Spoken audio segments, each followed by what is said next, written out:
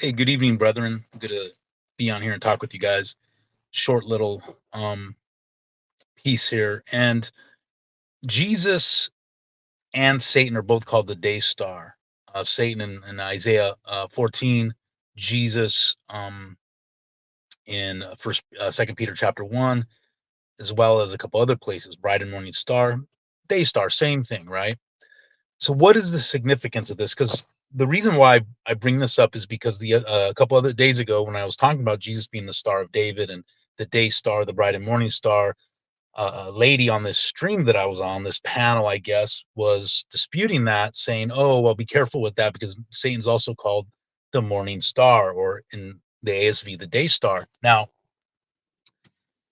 people get freaked out about that.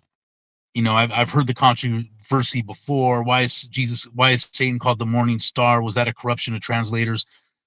But we need not fret, brethren, and there's no controversy to be had. What this shows is that there's a controversy between Christ and Satan. And that controversy is about kingship, because the title of day star or bright and morning star, right? That's a title of kingship, right? That signifies the beginning and the end, the first and the last, another kingship title, first and last, right? The day star, the light of the world. And so Satan was called that. One, he was a great angel in heaven. And two, he is struggling with Jehovah's only begotten son, Jesus, for the kingship of the earth. Satan wants to be the king over all the earth, right? Jesus is the king over all the earth. So the fact that they're both called day star, it just represents that they both claim the title of king. Now, Satan does have a kingdom, right? We forget that. He does have a kingdom. Powers and principalities, thrones and dominions. He has a kingdom. Nonetheless, as Colossians 1:16 shows, that his kingdom is subject to Christ. Christ is the King of all kings and the Lord of all lords.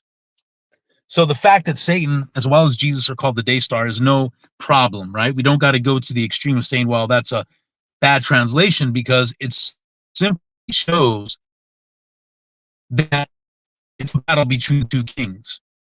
They both have a kingdom. They both have that kingdom, right? Spiritual and even on the earth.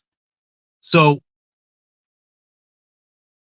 the fact is that Jesus is the true day star. He is the bright and morning star. Now, Satan has that title too, because he's the day star of his kingdom, right? And right now we're in a war between two kingdoms, the Davidic kingdom of Christ, the New Testament church, versus the synagogue of Satan, the red horse of Revelation 6. We're the white horse. It's that eternal struggle between the Christians and the Jews. And that's just the way it is. Blessings, friends.